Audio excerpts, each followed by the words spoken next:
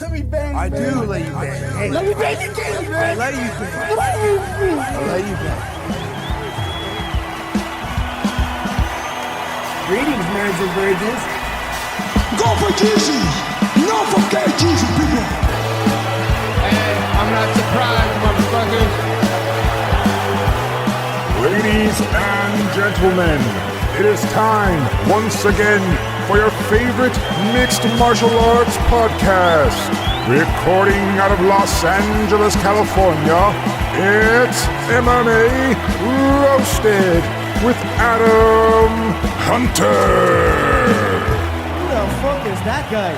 What's up, people? Welcome to a brand new MMA Roasted Podcast. It's me, Adam Hunter. I'm here with Bill Dawes, waiting for Don Fry. We had Jared Gooden booked, but he couldn't do it. He canceled last minute, so we'll have him on next week. And McCorkle's going through some stuff, so he can't do it either. But he should be okay, as only Sean can. Bill, how are you? I'm good. I mean, I think what everyone wants to know is about your journeys. You've had quite a whirlwind trip. Dude, I almost want to quit comedy right now because I'm like, it'll never get better. It's kind of like my last wrestling match in college, which I was a freshman. The season hadn't even started yet. It was like I had a couple tournaments preseason, but I beat the kid so bad, his coach threw in the towel. And wow, that's great. And said that like in the third period, and I'm like, dude, I'm not gonna, I actually probably could have done better, but it was one of the best. It was the best experience I've ever had as a comic.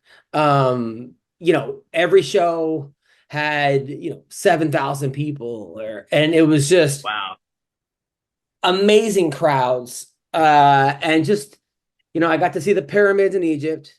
I got to go on a safari in South Africa, which was wow, that's cool, amazing. And they even said don't look the tigers in the eyes because they'll take that as like a.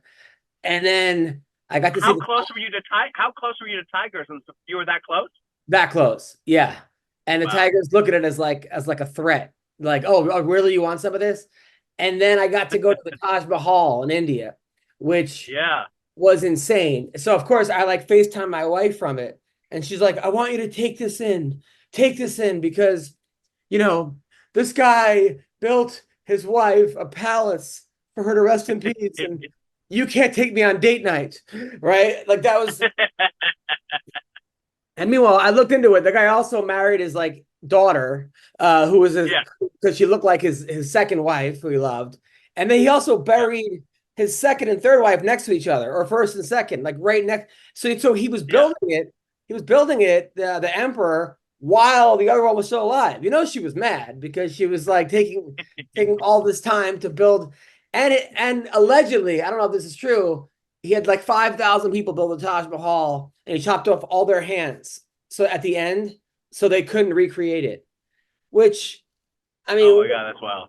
What a dick move. I mean, how is that any way to treat the health? By the way, I went to Taj Mahal last summer, and how did you get there? Because I drove, and it was like driving through it was brutal to get there. Did you get on a private helicopter because of Russel Peters? No, we didn't get a private helicopter. We did have a guy take us through. I mean, the whole thing was, and I'm Don Fry calls me an hour ago, says, when are we doing this? Right? Which I tell him in an hour. Okay. And then he always comes late. So I have to repeat every single story. This is the only MMA podcast where none of the hosts, except for me, actually watch the fights. This is a podcast where I have to explain what happened to everybody. Well, okay, in fairness, this last UFC card was like, I couldn't even pronounce any of the people's names. Like, I didn't really know any of the fighters. It was bad. So then, here's Don right here. Don, I'm talking about the trip. I went and saw the pyramids, the ones that you built. Yeah. You did a great job. So anyway, oh, great. Now I can't hear him. I could actually see him perfectly. But oh shit! Oh no! Now I can hear you. You can't hear me? Yeah. I said your mom and I had a great time building those things, man. Thank you. She told me. I actually wish I couldn't hear you. So when we got to Saudi Arabia, by the way, is a lot different because I was in Saudi Arabia about 12 years ago to do comedy for the military, and it's a culture shock because women had to be covered head to toe. You know, you could only see their eyes. And then It's hard for you to walk. Yeah, right. I kept bumping into things, right?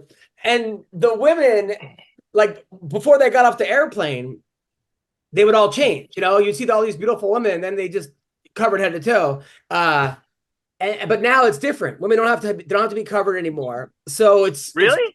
yeah, they don't have to be covered at all. And a lot of these women are like beautiful. Like they have beautiful skin. I don't know, it's from staying out of the sunlight for so long, but their skin is actually like incredible. And at the end of the show, they wanted to take pictures. Well, though some people were covered, right? The whole front row was covered.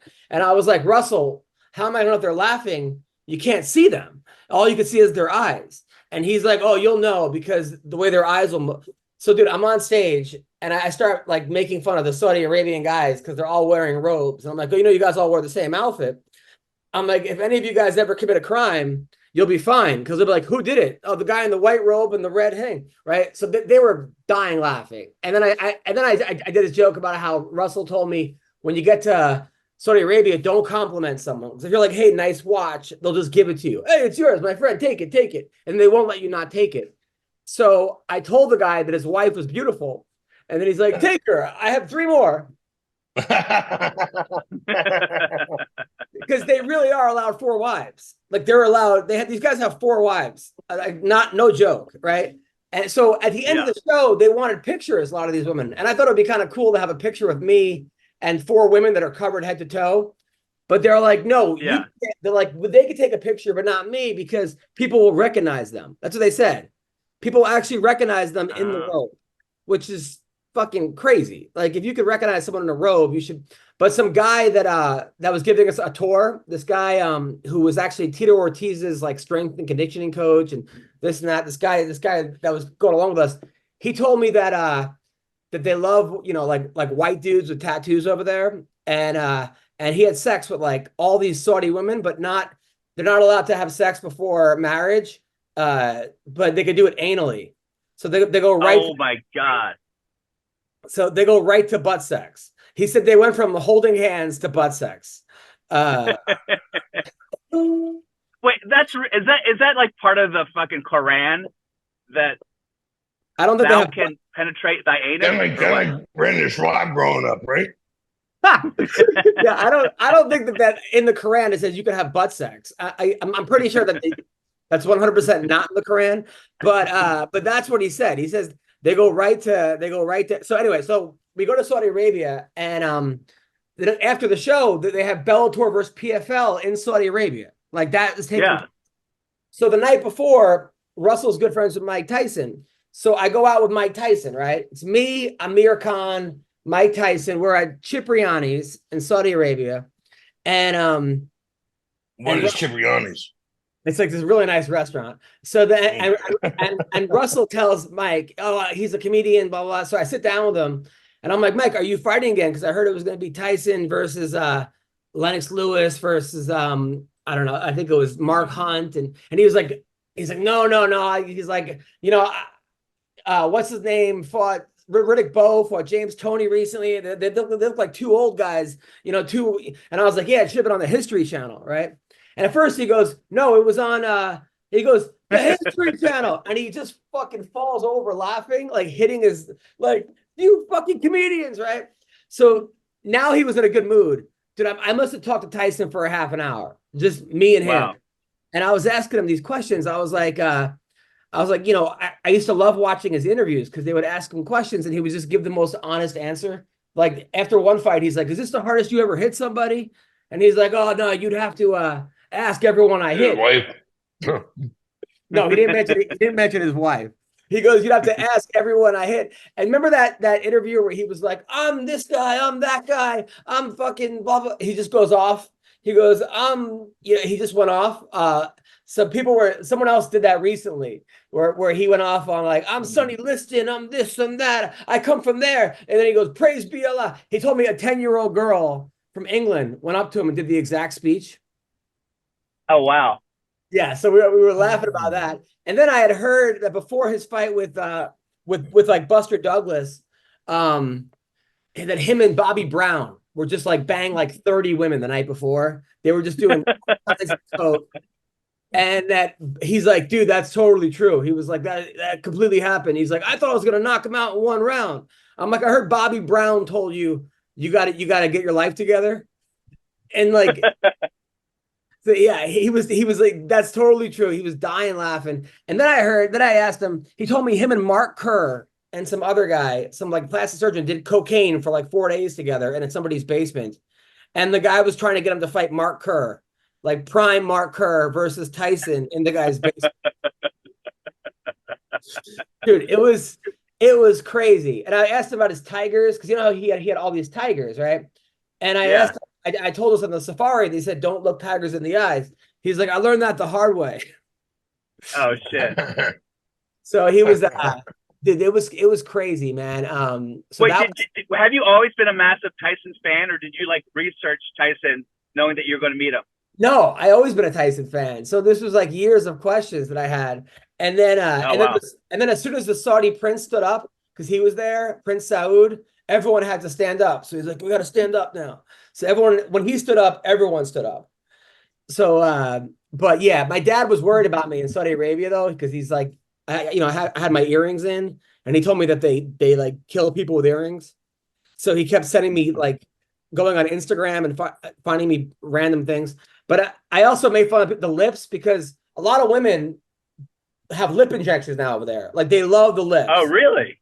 Yeah, which wouldn't be as noticeable. Which wouldn't be as noticeable, but they're wearing like a black cloth over their head, and they're all dressed. They're all in like and big fist underneath their nose. Yeah, that's what I said. It looks like they're like in 3D. And I was like, is this where all the oil's being stored? Like I said that during the stage, and the people went fucking ballistic laughing. I mean, were you worried at some point, like, okay, this is funny, but I'm going to cross the line? Were you ever worried about crossing the line? Because I feel like if you cross the line in Saudi Arabia, you get beheaded.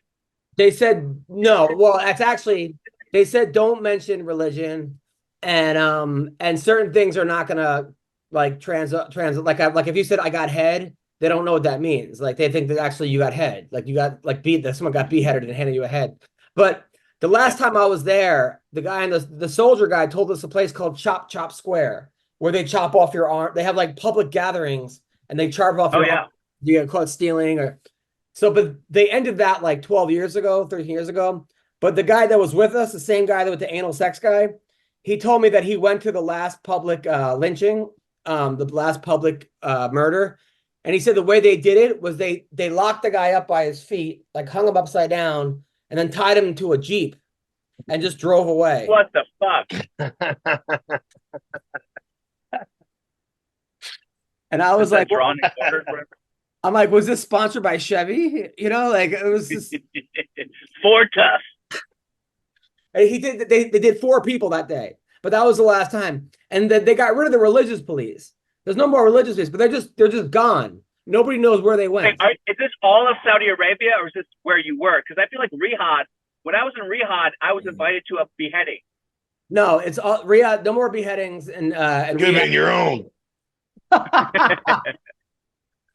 Dude, and then like Egypt, right?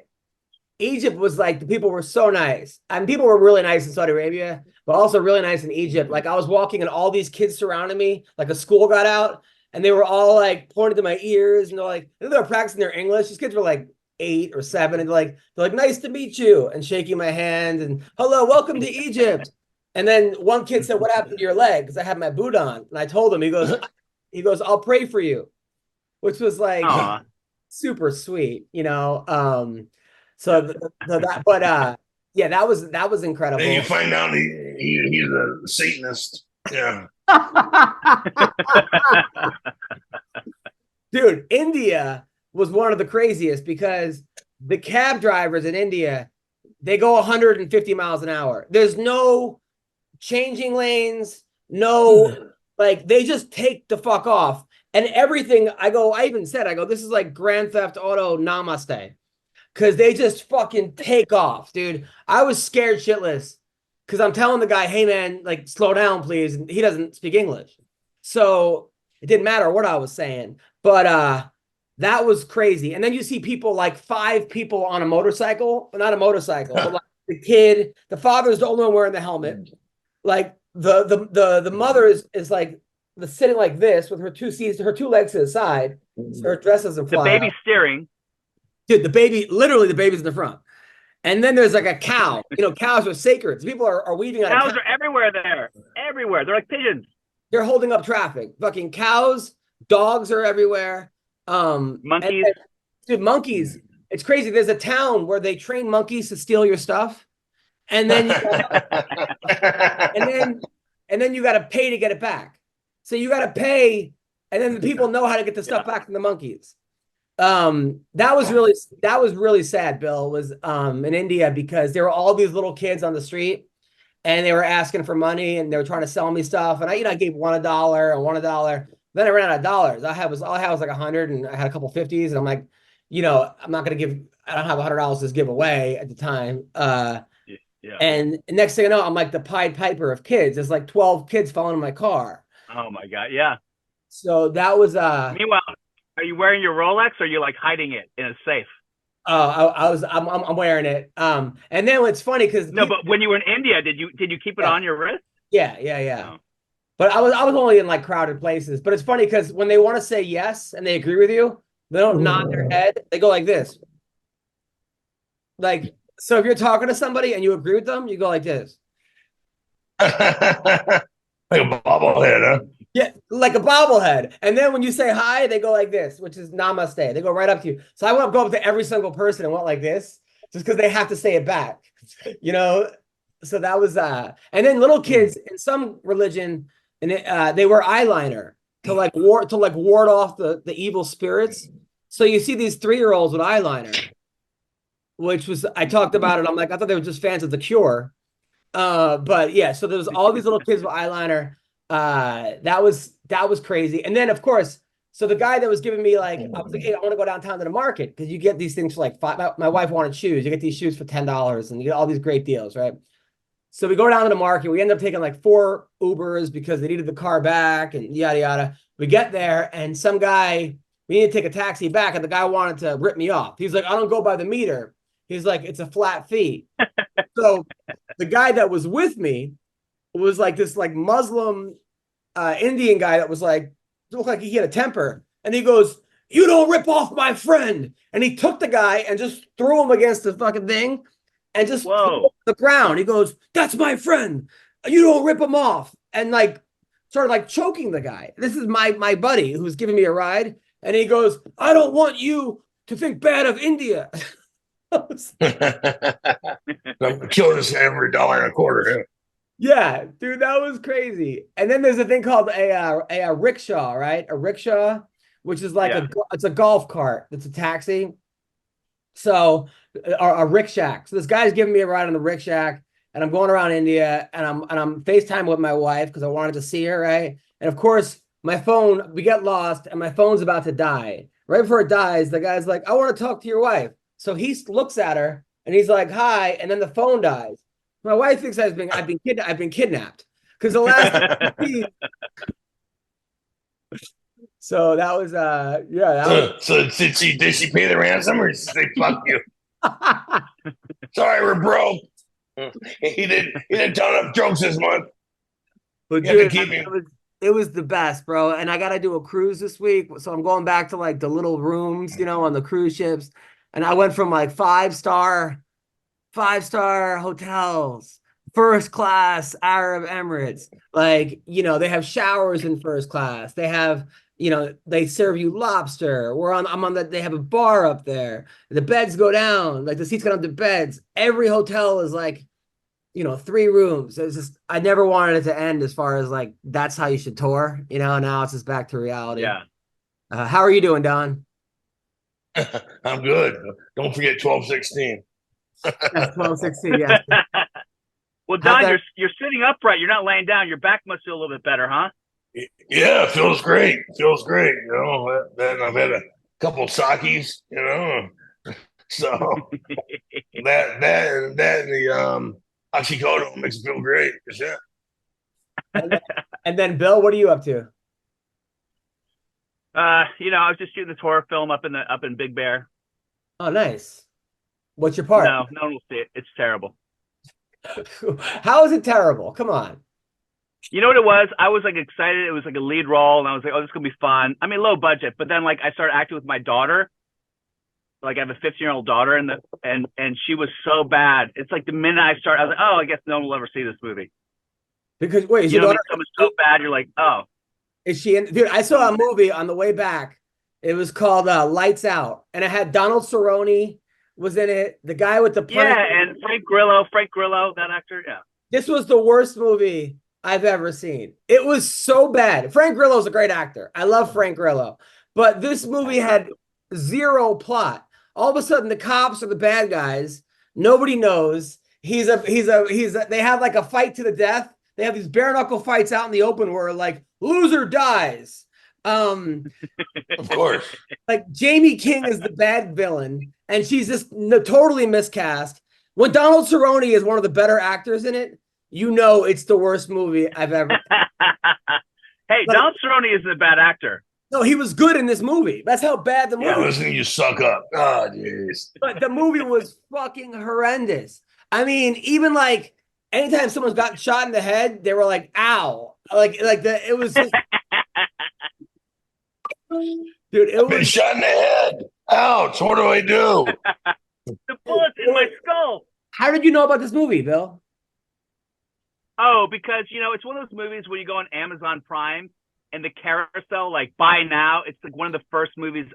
It's like Wonka, Poor Things, and then like Lights Out.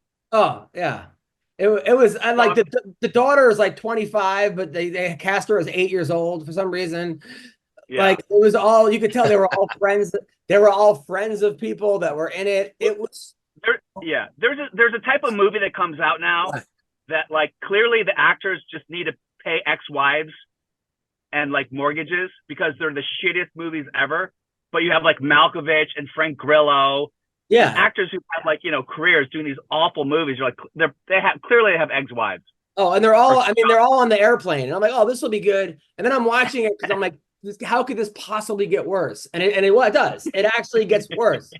I saw a movie on an airplane that was so bad I wanted to walk out. That's I was tempted to walk out.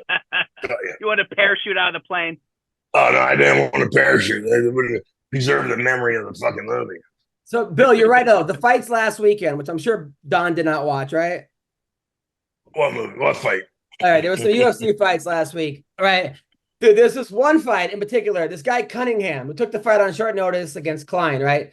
The guy, so he's a negative 900 or plus 900 underdog, which is negative. Yeah. He's negative 900, right? Negative means your favorite, yeah. Okay, so he's a plus 900 underdog, right? The guy took the fight on like 3 days notice, and they're going off like saying he was abused as a kid. His dad put steroids in him. He beat the shit out of him every day, him and his brother. It's a miracle he's even here. Like this they keep talking about his childhood. And you're like, oh, this is like, I hope he wins. And then he gets the shit beaten out of him. Like, Dad, is that you? Dude, they were like, even if he loses, it can't be any worse than the beatings he got as a kid. It was all bad. I'm like, if you're gonna give me a backstory, give me the backstory after he wins, not like during the fight and before, because dude, it was, and then that's like American Idol. You don't go to their home and interview the family, and they go up and they can't sing at all. That's exactly what happened. And then Don, so Rosenstruck, who's this heavyweight. He fought this guy Gaziev, who was this, undefeated guy from, I don't know, Russia, and he was, just beating everyone. He was 12-0, and the guy quit in the 4th round. Like he won the first couple rounds, and then he didn't come out for the 5th round. He said his eye hurt, but it clearly nothing wrong with his eye. And he had never been out of the 1st round before, and it was just sad. Don, would you was ever? He just gassed?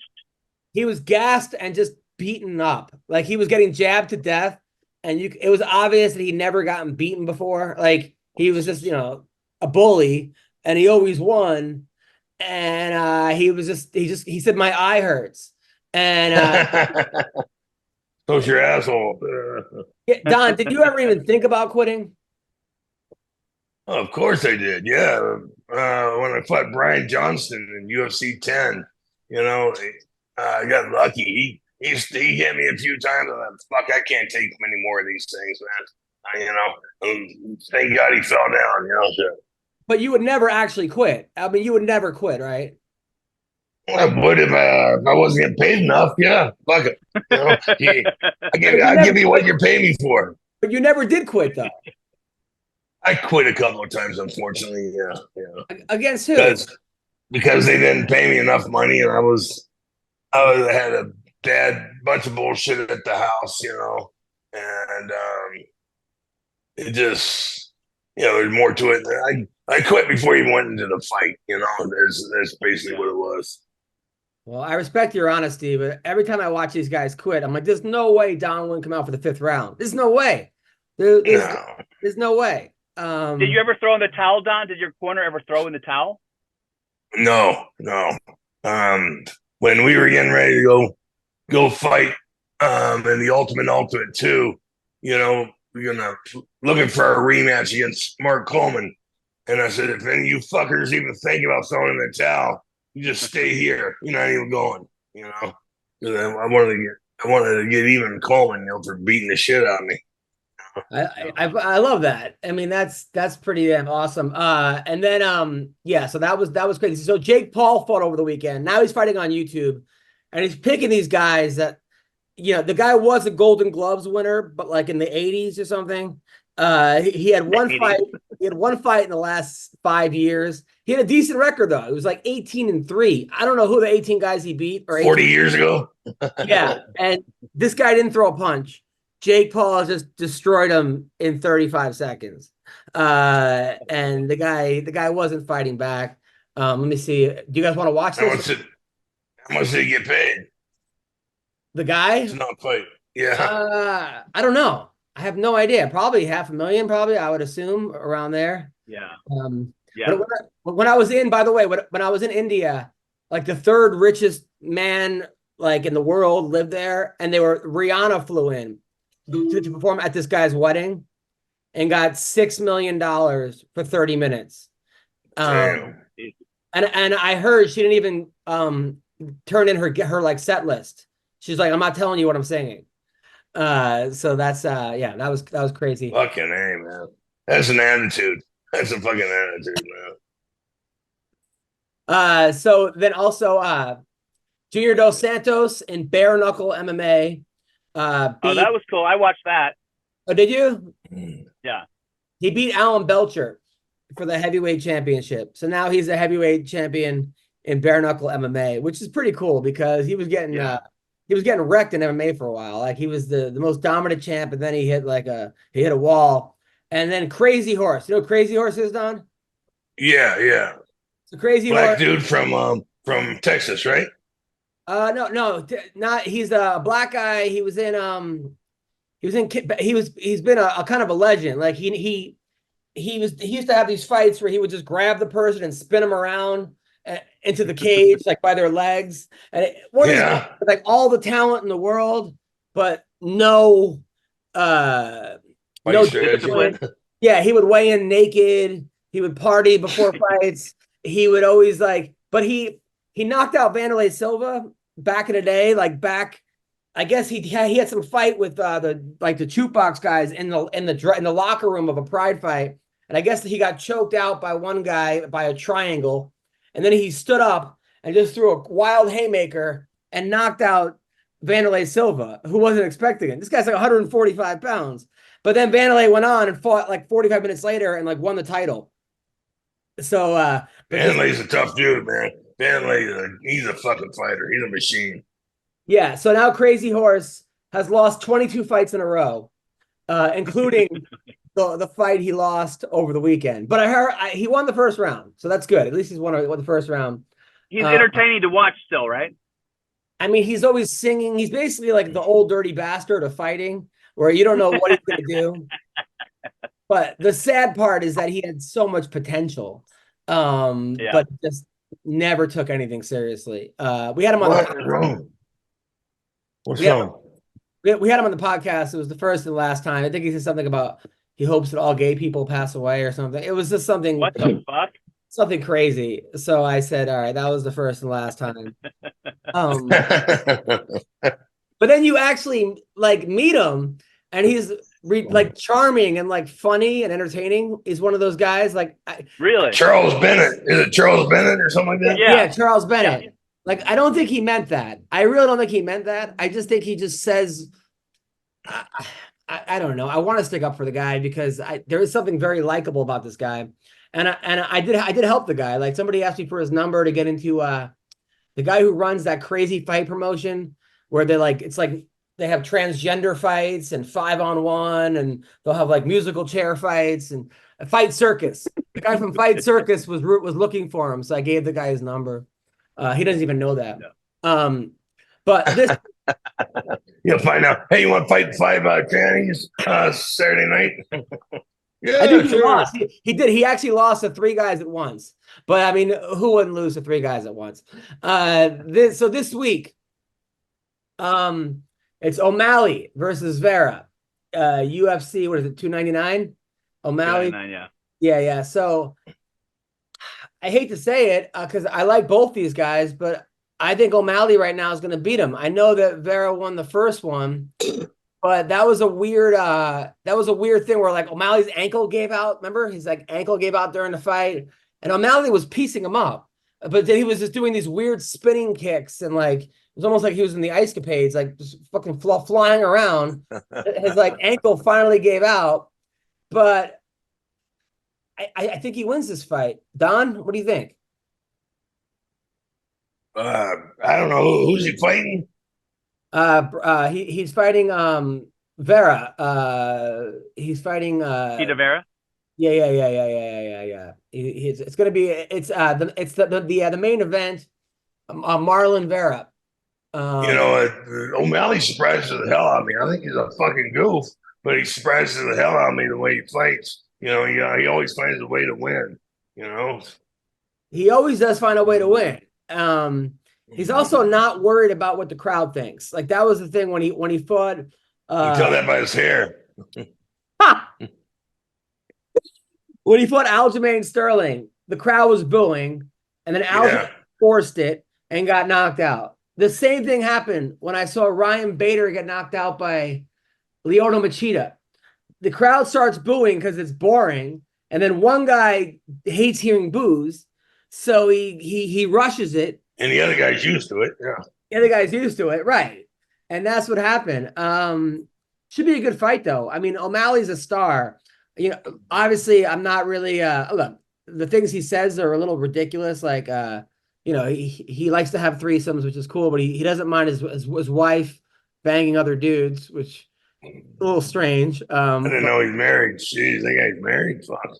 I mean, he's smart. He's marketing. He's a marketing genius, making a lot of money with them fucking wigs. Yeah. And he's always been training like that. Like, I saw him training years ago. I went to Arizona. They invited me over to watch him train, and that's exactly how he was sparring. Head up, hands down, weird karate stance. And it's really hard to get guys to emulate that. I mean, Don, did you ever have guys to emulate your opponents when you were fighting? No. I had my guys that they're all just damn tough. They were so fucking tough. Any one of them could have stepped in, and beat anybody. I mean, they were just amazingly my sparring partners. They just dedicated to me. And, thank God, and I owe them for that. They were dedicated to me, and they did not want to go into the limelight. They were happy just helping me succeed. That's pretty cool. It's a rarity.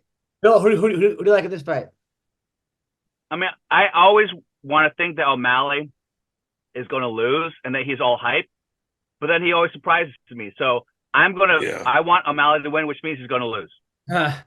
By the way, there are certain people like that, Don. Even when I was throwing Russel Peters, like, a lot of times headliners don't want to work that hard, or they'll tell you like, hey man, don't do jokes about this or that, or don't do crowd work.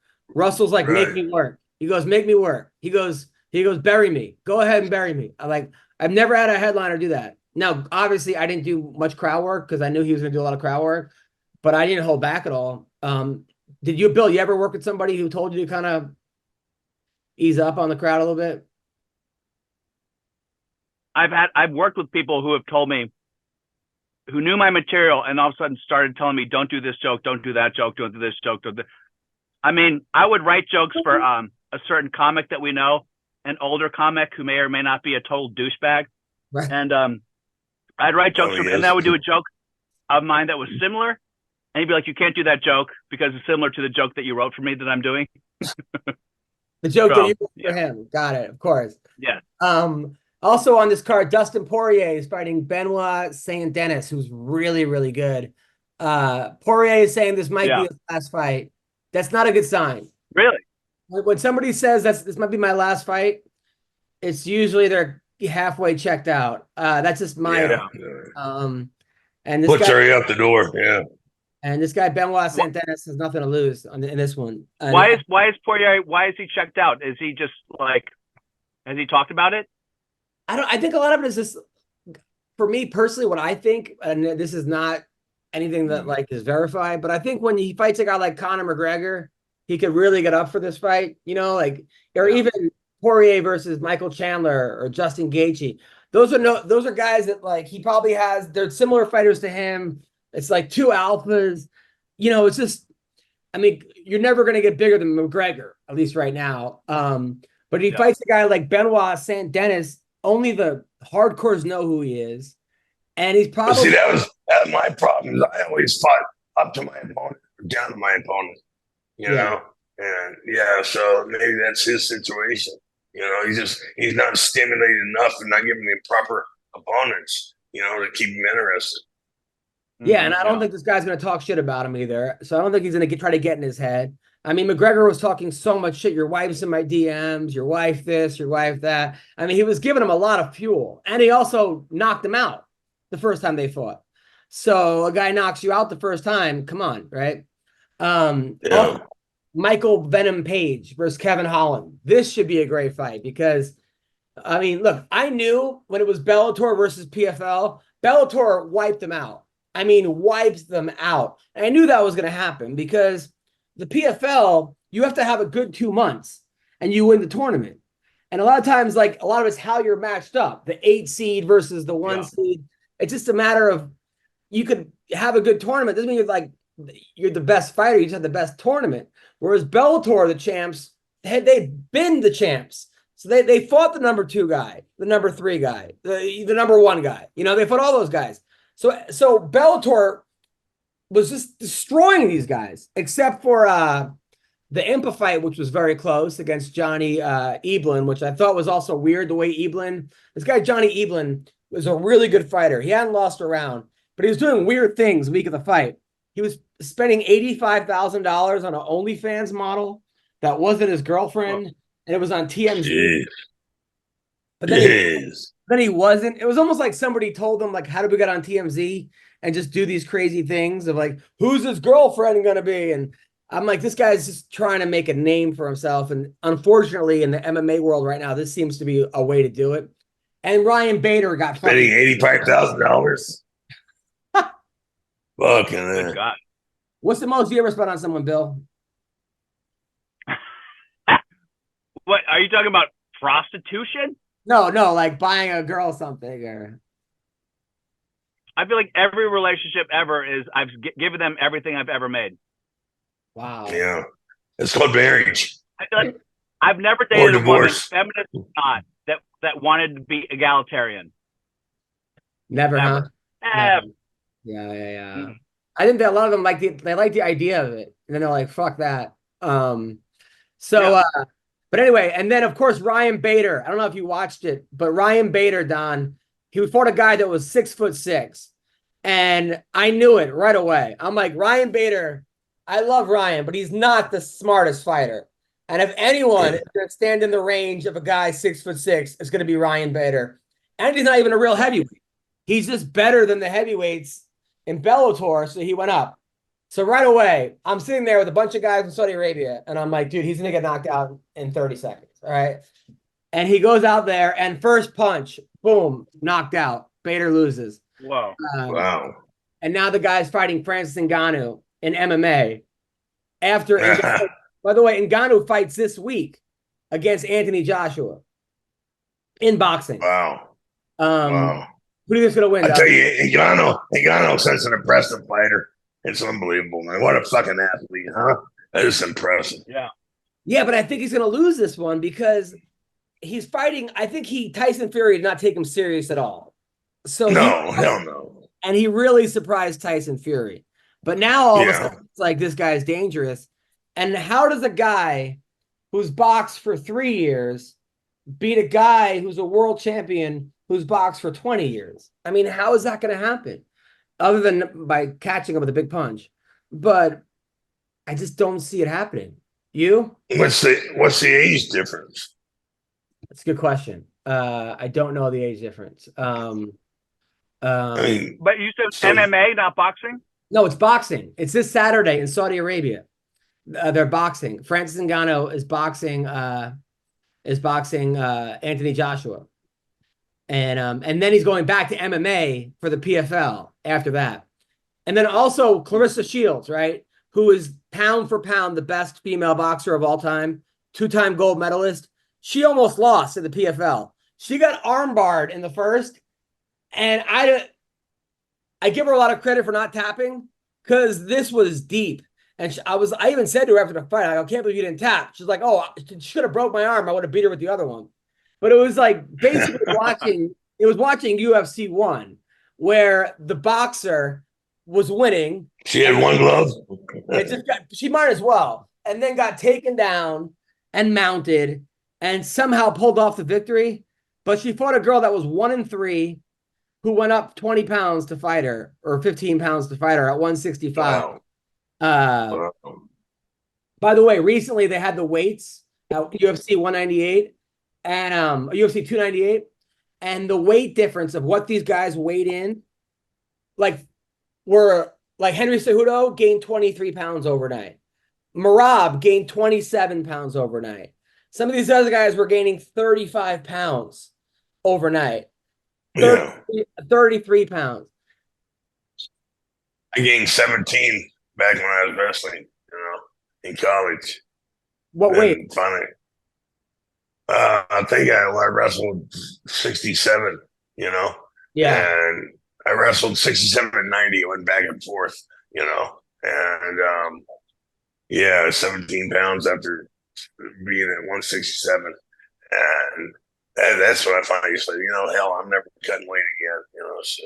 Yeah, no, 100%. So Michael Page is fighting Kevin Holland. So Kevin Holland was this phenom in Bellator. Karate, 10th Dan. His dad was a karate champion. His brother's a karate champion. The guy's got really, really slick moves, karate-wise. Knocks people. Remember, he fought Cyborg, the male Cyborg, and cracked his skull. You saw a crack in the guy's skull from a head kick. So UFC just signed him. And he's fighting Kevin Holland, who, what's the name calls Mr. Big Mouth, who talks shit the whole fight. Talks shit the entire fight. Unfortunately for him, he fights the other guy's game plan all the time. He fought Wonder Boy in a karate match. He's great at jiu-jitsu, but never likes to use it. So this should be a good fight. I think Michael Venom Page is going to win, but I don't know. Bill? Yeah. I mean, I love Kevin Holland. I think he's fun. I don't know this other fighter you're talking about. I haven't seen to crack someone's skull with a punch. No, a knee. Oh, a knee. Oh, well then fuck it. Then Kevin Holland. No, but I'm telling the guy's so hard to fight though because of his style. Have you ever seen him fight before, Don? I don't know. I don't know if I ever not. Doesn't sound familiar. No, he's really good. His name is Michael Venom. What weight? 185. Yeah. Here, let me see if I can find some. What promotion? What promotion does he fight with? He was in Bellator, but the UFC just signed him. This is his first. Oh, just that first. Yeah, this is his first fight. Hold on, let me see. So here, I'll show you some of his. Some of the stuff he does, it's crazy. He does some really unconventional stuff. Can you guys see? Yeah. Yeah. Which guy? Oh, he's fast. Jeez. And so just about everything you need in a fight, you lose off the lip shot. It can come back. So what do you guys think? I mean, are the caliber of opponents at UFC level that he's fighting here? No. It's either the most boring fight ever, where he just stares at the guy, or he does this crazy shit. He did lose to Mike Perry in a bare knuckle boxing match, but I thought Mike Perry really won that fight. What do you think, Don? I agree. I mean, because of the caliber of the opponent, I mean, well, how can you judge? How can you judge what he's really worth if he's fighting scrubs? Right. That's a good point. Sometimes I look at like top fighters, and I'm like, the key is to skip leg day, apparently. Yeah. And then Jack Della Maddalena is fighting Gilbert Burns.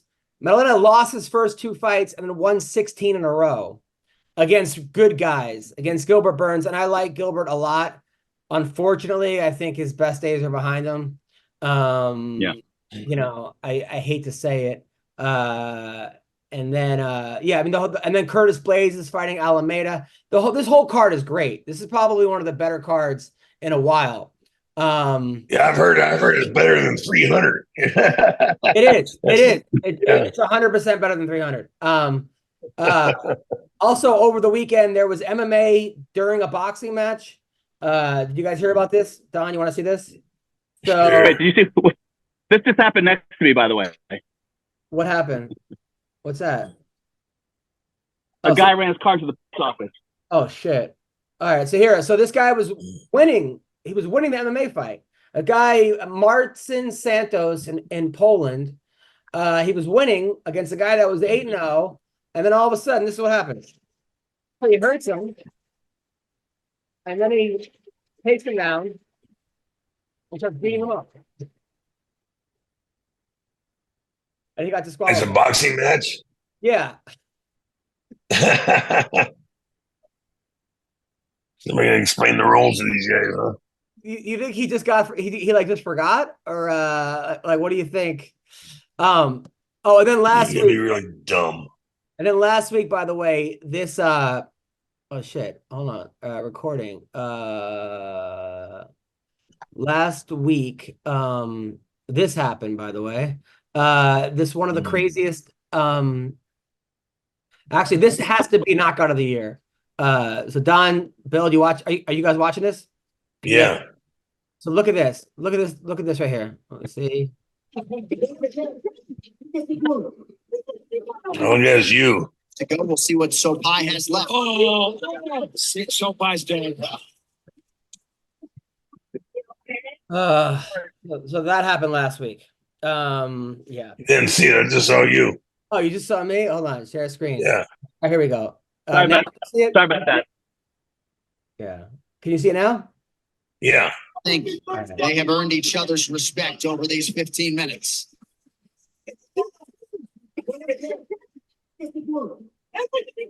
Under 30 seconds to go. We'll see what Sopai has left. Sopai's dead. So it was a flying knee. Don, do you have a magnifying glass? Yeah. Have to, man. You're on the screens like that big. Oh, you're the funniest, dude. You are the funniest. You're the funniest human being I know. But yeah, so that was a crazy flying knee. You saw it, Bill? You watched that flying knee? You see it when it was live? Yeah, I did. It was insane. Yeah, I mean, that's gotta suck. Man, I always feel for the guy who got knocked out by the flying knee. Although I gotta say, that guy Impa, he got knocked out by that one knee, by that flying knee, by that kick by Joaquin Buckley, where he caught his foot, and then he did like a reverse. And then he got cut by the UFC a fight later, and then since then he's won $1 million in like the PFL. So I guess crazy. Just go to show you, it's not how many times you get knocked out; it's how many times you get back up. Don, would you say that the flying knee is the hardest hit you can take in MMA? Yeah, I think so. Although when you fought, the spinning heel Yeah. knocked the shit out of you, boy. but when you fought, they could knee you when you were on the ground, right? Correct. No, back when Don right. fought, they would headbutt. That was headbutting. Yeah. And then Mark Kerr told me he used to open up the guy's like head or whatever and put his thumb in there and then twist it. Like that was insane. Coleman too. How did you guys practice headbutting, by the way? Did you guys ever practice it in the gym? Yeah, you just do it on the heavy bag, on the heavy bag. You can't get one of your sparring partners to volunteer, that's for sure. So you see a headbutt and you start hitting the heavy bag over and over again? Yeah, on the ground, or standing up, boom, That is God damn. That's insane. Now you never studied tape of any of your opponents, or you did? No, I did, yeah. Hell yeah. I mean, once they came out, in the first when I fought in the UFC, there was no tape of anybody, so you didn't know what the hell you were getting. Yeah. Did you have like those like You had to look at they did drawings.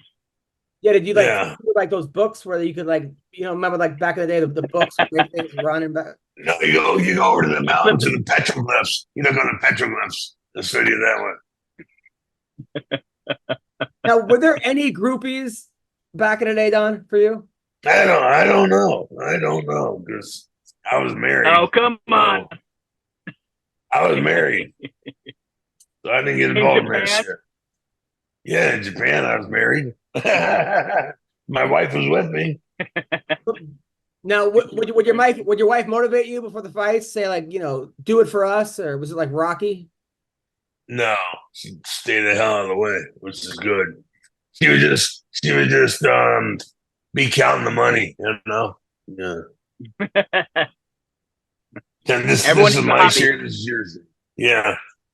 Now you need to win this because I need more money for when we get a divorce, so I can steal it from you. Now, if you lost, did she at least give you blowjobs to make you feel better? Oh, she hated when I lost, man. Shit. She hated when I lost worse than I hated it, man. Shit. Right. She knew the next fight, my value was going down, But she wouldn't say, "Hey, listen, you're still the champ to me," and just like gobble gobble. Fuck no. Fuck no. Fuck no. Yeah. Those pity. It was a bad business kind of deal is what it was, the marriage. Yeah. Well, listen. Well, you're still my champ, Don. Well, thanks, sweetheart. No problem. What do you got coming up, Bill?